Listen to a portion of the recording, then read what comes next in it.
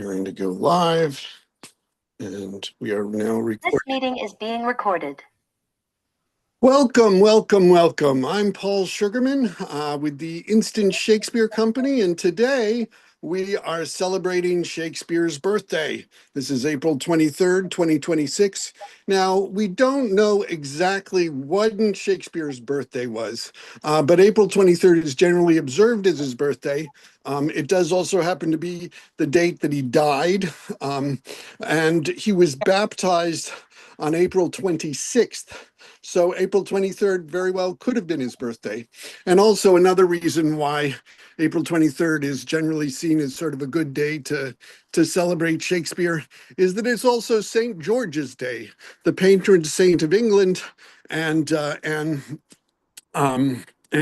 Shakespeare is, one of England's greatest exports.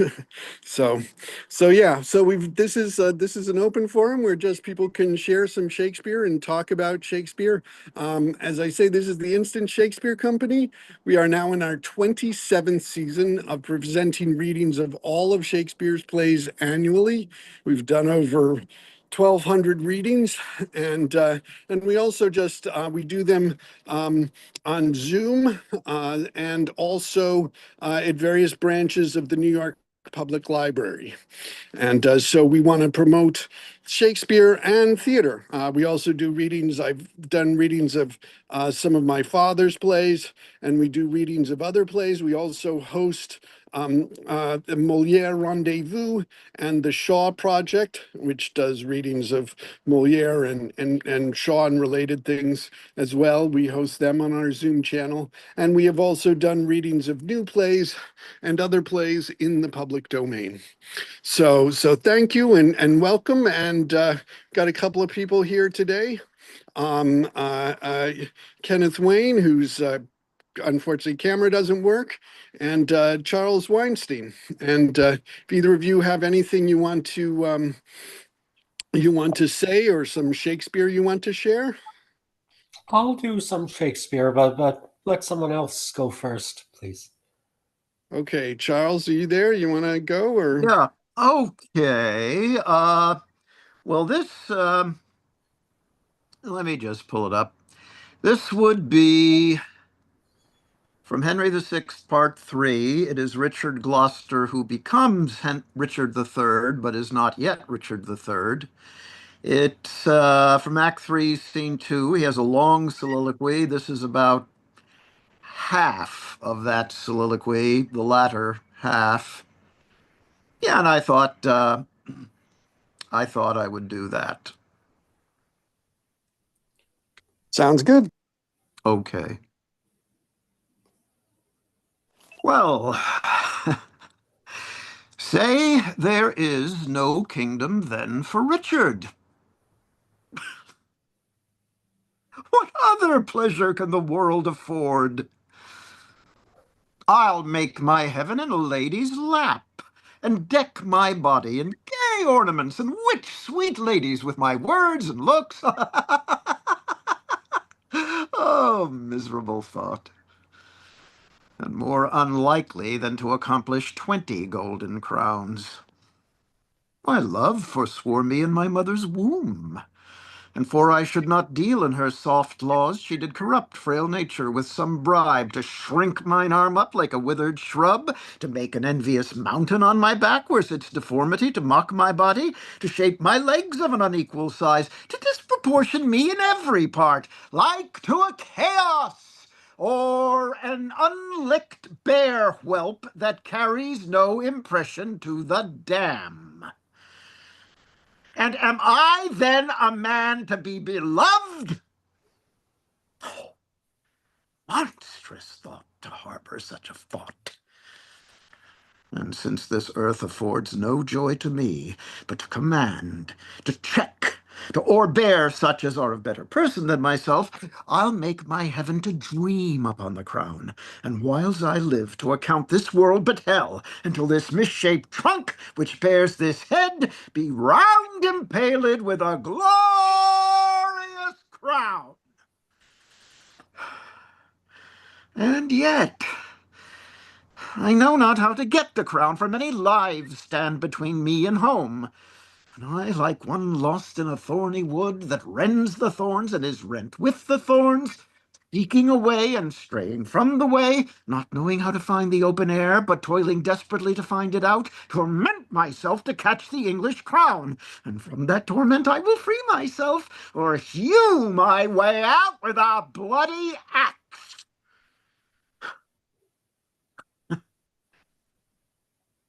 Why? I can smile, and murder whiles I smile, and cry content to that which grieves my heart, and wet my cheeks with artificial tears, and frame my face to all occasions. I'll drown more sailors than the mermaid shall. I'll slay more gazers than the basilisk. I'll play the orator as well as Nestor, deceive more slyly than Ulysses could, and like a Sinon take another Troy. I can add colors to the chameleon, change shapes with Proteus for advantages, and set the murderous Machiavel to school.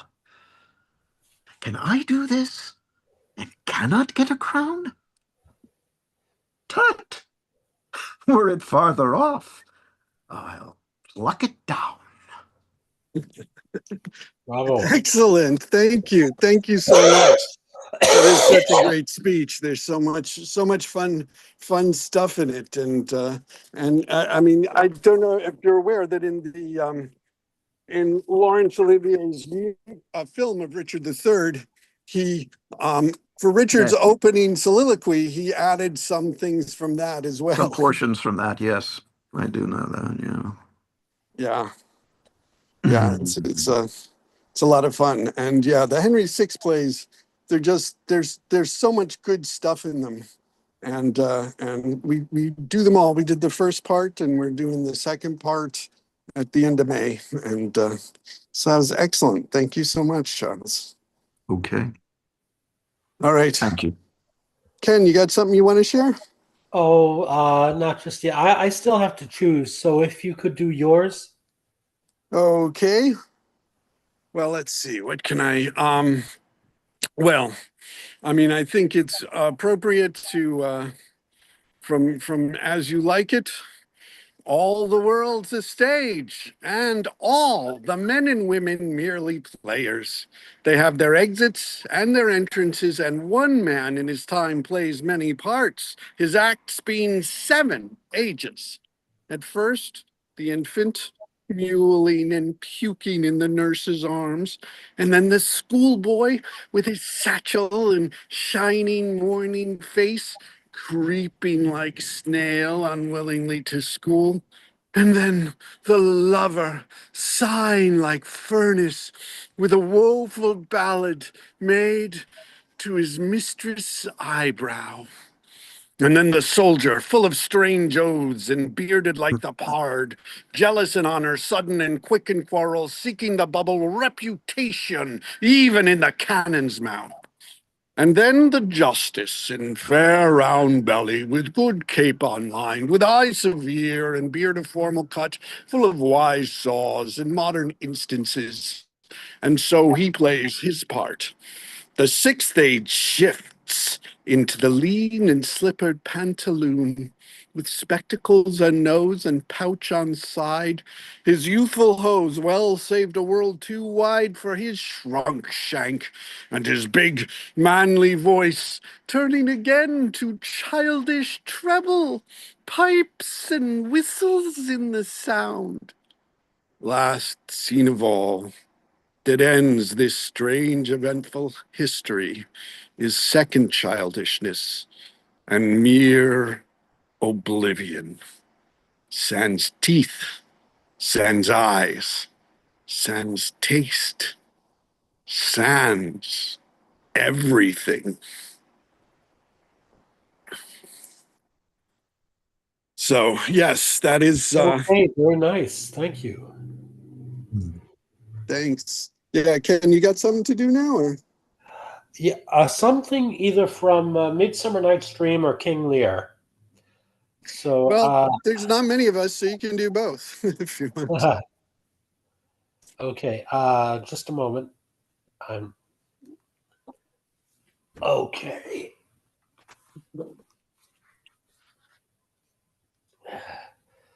Let me see. I like to do a little bit of the very beginning, Theseus. Sounds good.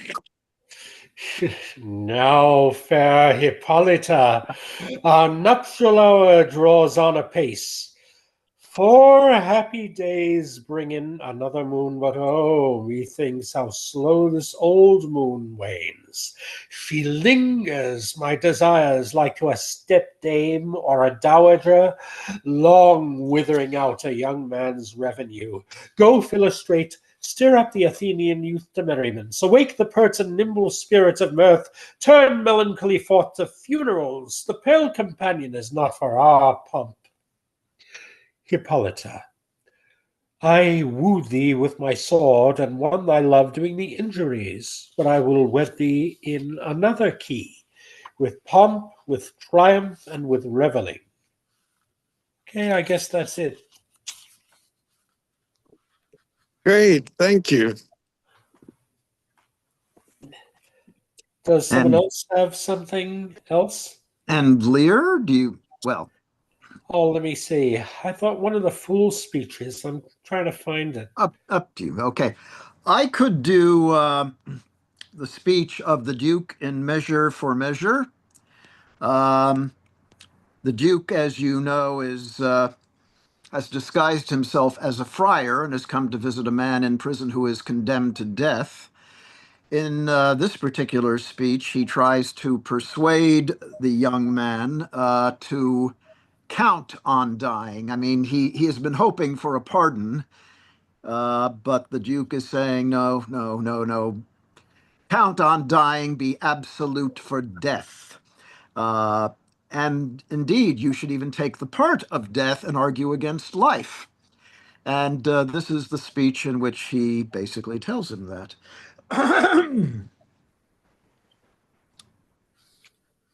Be absolute for death. Neither death or life shall thereby be the sweeter. Reason thus with life. If I do lose thee, I do lose a thing that none but fools would keep. A breath thou art, servile to all the skyey influences that doth this habitation where thou keep'st hourly afflict.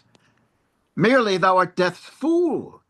For him thou labourest by thy flight to shun, and yet runn'st toward him still. Thou art not noble, for all the accommodations that thou bear'st are nursed by baseness. Thou art by no means valiant, for thou dost fear the soft and tender fork of a poor worm. Thy best of rest is sleep, and that thou oft provokest. Yet grossly fear'st thy death, which is no more. Thou art not thyself, for thou exists on many a thousand grains that issue out of dust. Happy thou art not, for what thou hast not, still thou strivest to get, and what thou hast, forgett'st. Thou art not certain, for thy complexion shifts to strange effects after the moon. If thou art rich, thou art poor, for like an ass whose back with ingots bows, thou bear'st thy heavy riches but a journey, and death unloads thee. Friend hast thou none, for thine own children, which do call thee sire, the mere effusion of thy proper loins, do curse the gout, serpigo, and the rheum for ending thee no sooner. Thou hast nor youth, nor age, but, as it were, an after-dinner sleep, dreaming on both. For all thy blessed youth becomes as aged, and doth beg the alms of palsied eld. And when thou art old and rich, thou hast neither heat, affection, limb, nor beauty to make thy riches pleasant. What's yet in this that bears the name of life? Yet in this life lie hid more thousand deaths. Yet death we fear, that makes these odds all even.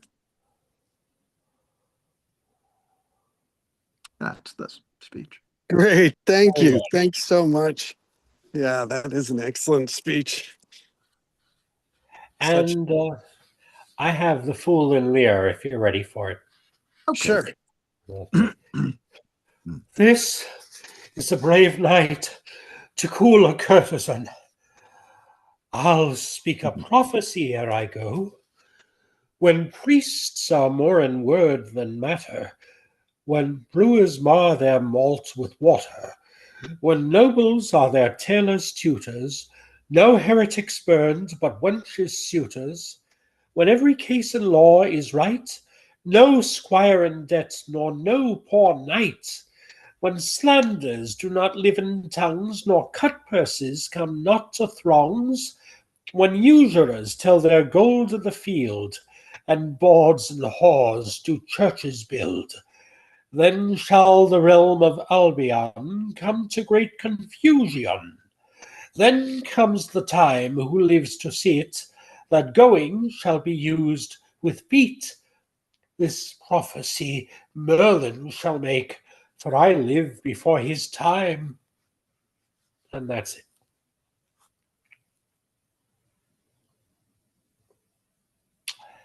Great. Thank you. Thanks so much. Thank you. Yeah, I mean, there's just so much in Shakespeare, so many great things. If either guys have other stuff you'd want to do or any things you want to Well, they discuss about could. Shakespeare. You could. Do you have another one? Yeah, I got a bunch of them. Let's see. What am I?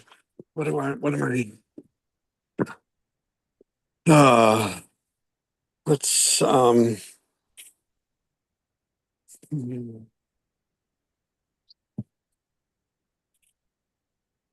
of my other like favorite speeches of just sort of the power of Shakespeare in terms of evoking how to how the audience should respond and how to engage your imagination is the opening prologue from Henry V. So I'll do that now.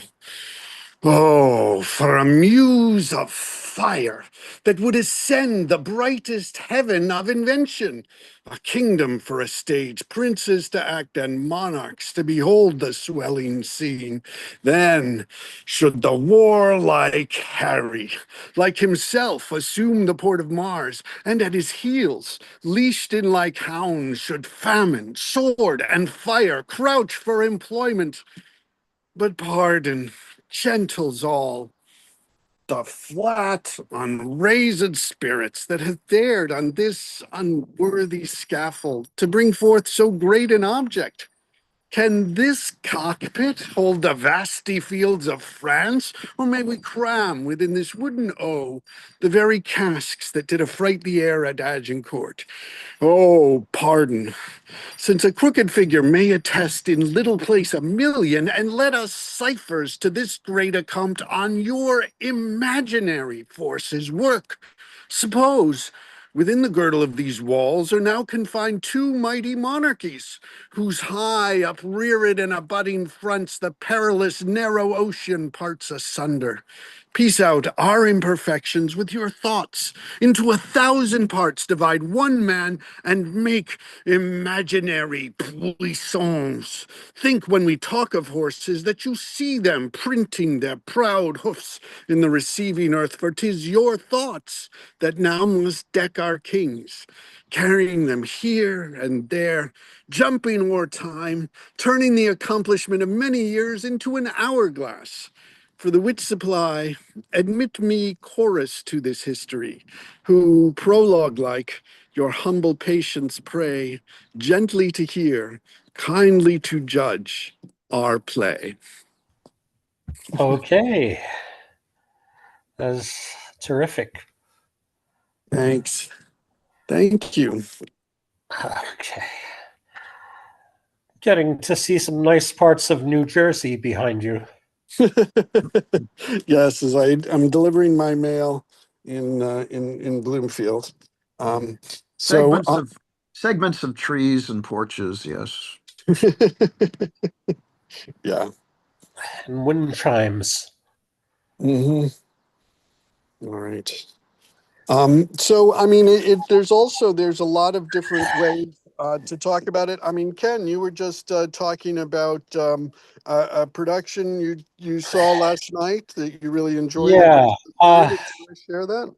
yeah. These adaptations that Joshua writes, they will have some kind of gimmick.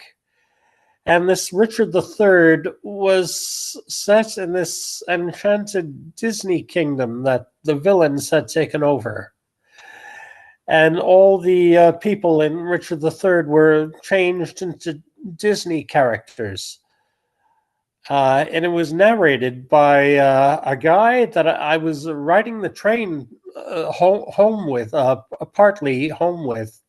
He was on the train with me, and he had played this Greek chorus as Jiminy Cricket and did an extremely good job with it. But the actor that I remember was an elderly man who was doing the one who carried out most of Richard III's murders. And he played this character as Ursula, the octopus from The Little Mermaid. And I noticed he was connected up to this oxygen machine. He had like the plastic tubes attached to him, and he was going up and down stairs and singing very well. So I waited to speak to him afterwards, and he was even older than he appeared to be on stage. And his face, he still had the tubes connected up to him. His face and his chest were this shade of purple. I mean, I had the idea that he wouldn't be long for this world. Hopefully not. But he was very appreciative what I said to him. And I was reading his bio in the program. I have it with me. Let me see if I can find it. Oh, his name is Jim Hamill. And he writes, if anyone you know is living with a serious respiratory condition, please tell them you can, within reason, still do the things you love to do. If they don't believe you, tell them you saw a guy in his late 60s living with pulmonary fibrosis play a psychotic androgynous octopus in NYC. And I find that really inspiring. And I'm looking forward to enjoying his performance again on Friday. Good. So, Paul? Yeah, that sounds great. That's Joshua Patriarcho has put this together. And what's the company name and where is it playing, Ken? I think it's Epiphany Shakespeare, and it's at the American Theater of Actors in the John Cullum Theater. I've known of this for the past few years, the past several years, really, and I'd been looking for it. This is the first time I've been inside the place, and I think Mr. Cullum really deserves a better theater than this. I mean, it's okay. It's fairly large. There weren't many people there. I hope they do better later on. There are 6 performances of this thing. Let me see. I guess they named it after Mr. Cullum because that's where he originated his part in that show Urinetown that later came to Broadway. And Josh has played that role too. Let me see. I think he was about 22 when he first came to Instant Shakespeare, Josh Patriarcho, but he's 38 now.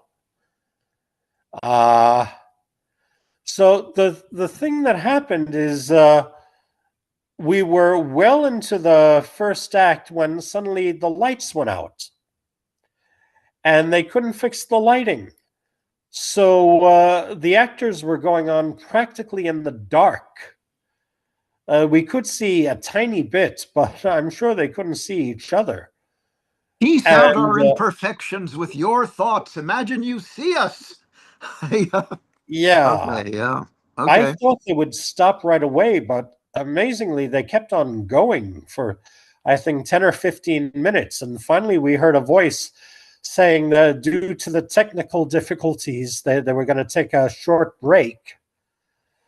And they did. I'm sure Joshua was very angry about it. He was complaining afterwards. And I have no doubt there were reviewers there. So they went on using the regular house lights afterwards.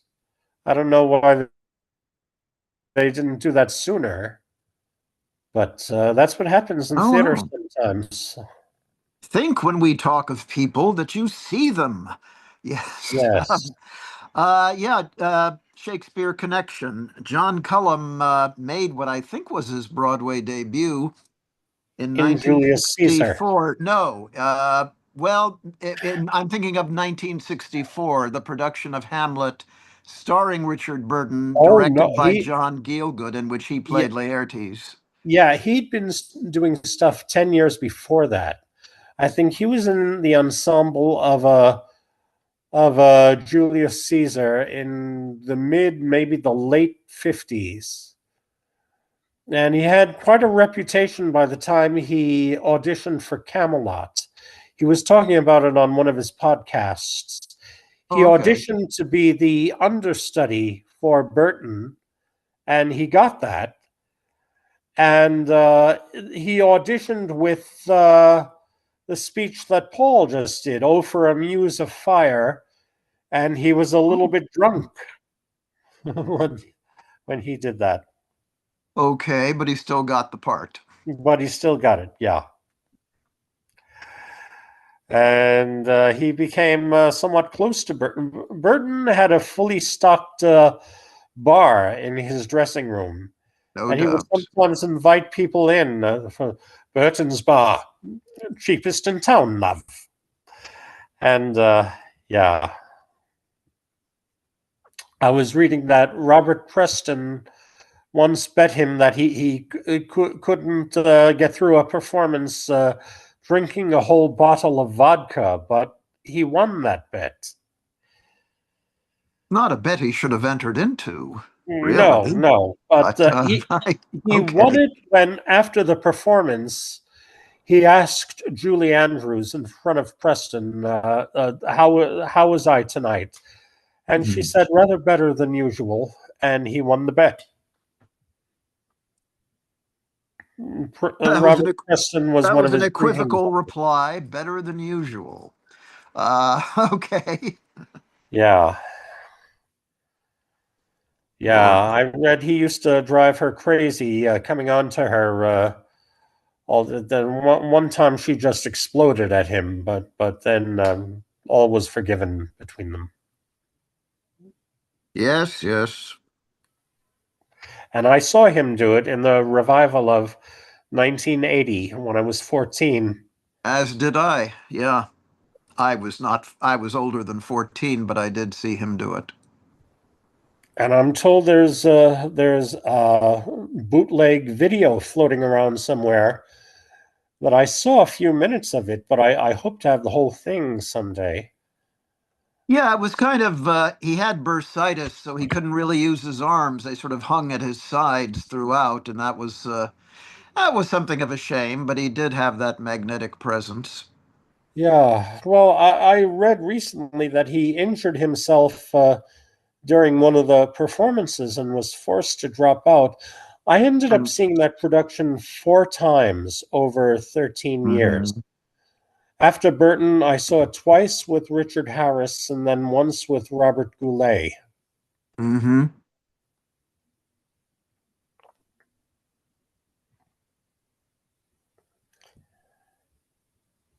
Wow. It's cool. So yeah, there's a lot to celebrate with Shakespeare. And does anybody else have any other pieces they'd like to do? Well, I have one more if you'd like to hear it. Sure. This is Ulysses' speech to Achilles in Troilus and Cressida. Achilles, as you know, has not been fighting. He has been keeping himself in his tent and refraining from combat for whatever willful reasons of his own. So his Greek colleagues and combatants have decided to make him jealous of another soldier so as to get him off his ass and get him fighting again. So they start promoting Ajax, and indeed they make much of Ajax, and they positively slight Achilles. And Achilles complains to Ulysses, "What are my great deeds all forgot?" And Ulysses gives him this speech, which is basically saying, if you want to maintain your reputation, you have to keep doing things. You can't just sit on your past laurels. And basically, what he says to him is, "Time hath, my lord, a wallet at his back, wherein he puts alms for oblivion, a great-sized monster of ingratitudes. Those scraps are good deeds past, which are devoured as fast as they are made, forgot as soon as done. Perseverance, dear my lord, keeps honor bright. To have done is to hang quite out of fashion like a rusty mail in monumental mockery. Now take the instant way. For honor travels in a strait so narrow where one but goes abreast.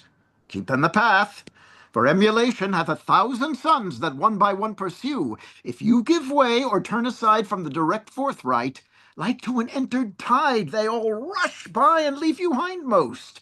Or like a gallant horse fallen in first rank, lie there for pavement to the abject rear, or run and trampled on. And what they do in present, though less than yours in past, must o'ertop yours. For time is like a fashionable host that slightly shakes his parting guest by the hand, and with his arms outstretched as he would fly, grasps in the comer. Welcome ever smiles, and farewell goes out sighing. Oh, let not virtue seek remuneration for the thing it was. For beauty, wit, high birth, figure of bone, desert and service, love, friendship, charity, are subjects all to envious and calumniating time. One touch of nature makes the whole world kin.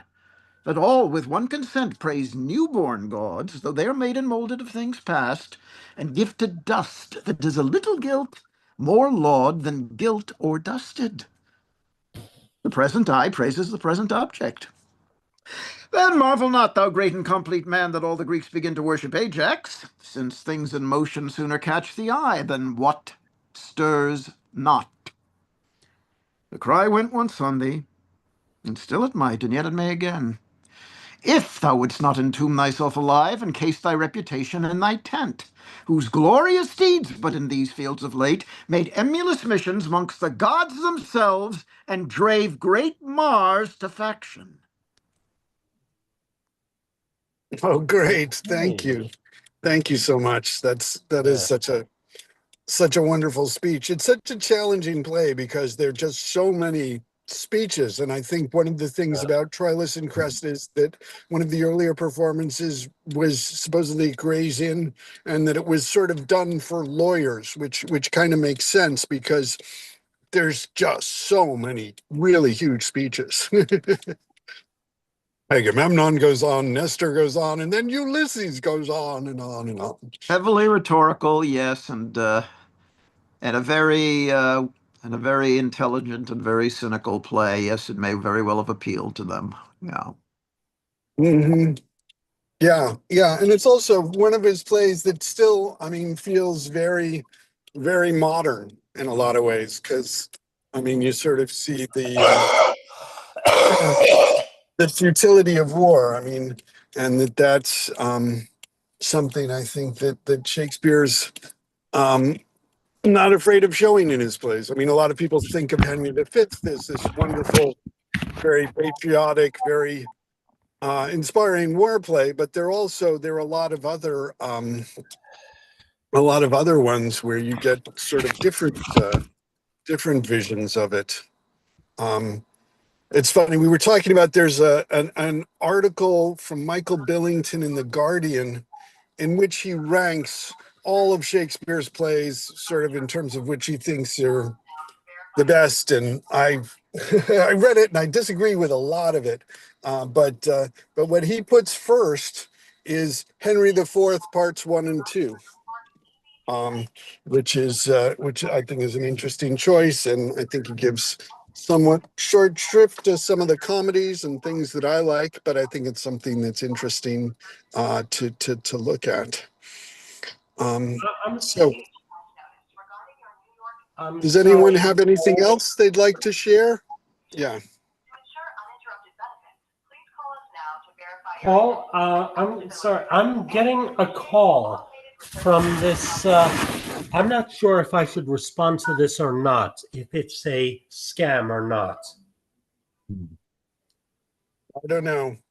I don't know. We're Yes, still live streaming, Ken. I yeah, so I don't know. really I know. see the I'll talk relevance of about that it to later. Shakespeare. Okay. Okay. So, I mean, for me, also just sort of in talking about Shakespeare, I'm very fortunate in that I early on, and I got to study at Shakespeare and Company up in Lenox, Massachusetts. I got to study with Tina Packer and Kristen Linklater, and it really they do such excellent Shakespeare there.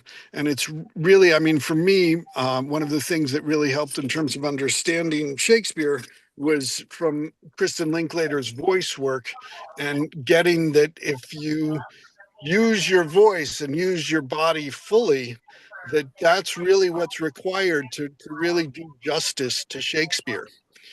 And that's what we've got to do. So, if there's anything else, any other insights people would like to share about Shakespeare?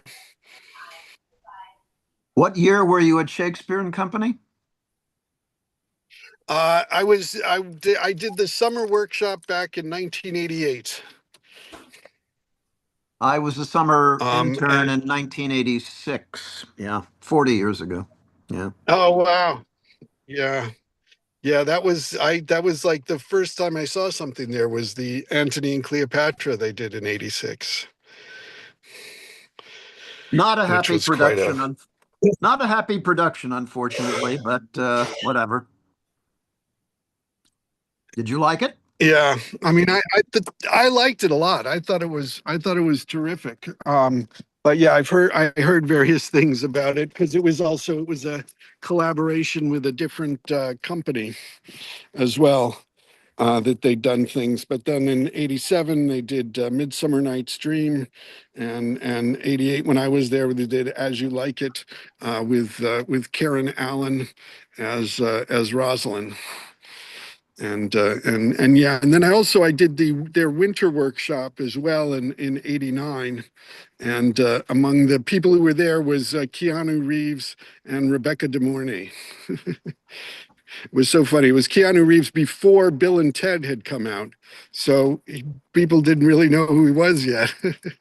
What But was Rebecca he's De Mornay terrific, doing? and he did Trinculo there in '89. What So. was Rebecca De Mornay doing? Well, she did the that was she did never, as far as I know, she never performed at Shakespeare and Company in a regular production, but in the winter workshop she did Lady Anne in the Richard Anne scene is what she worked on. Aha. So Well, does anybody have anything else they want to share, or should we end it here? no, I don't have anything else, but thank you. Okay. Okay. All right. Well, thank you all so much. I'll just end with a little bit of Prospero. Our revels now are ended. And these are actors, as I foretold you, are all spirits and are melted into air, into thin air. And like the baseless fabric of this vision, the cloud-capped towers, the gorgeous palaces, the solemn temples, the great globe itself, yea, all which it inherit, shall dissolve, and like this insubstantial pageant faded, leave not a rack behind. We are such stuff dreams are made on, and our little life is rounded with a sleep. Well, thank you. Thank you all. Thank you for coming. Thank you for sharing and celebrating Shakespeare. We're doing another one tonight at 7:30. And on Saturday at 1 p.m. on Zoom, we will be reading Shakespeare's poems. So Yay. thank you. And happy birthday, Will. Yes, happy birthday, Will. His 462nd birthday and the 410th anniversary of his death. But still going strong. Yes. All righty. Thank you all so Good night, much. gentlemen.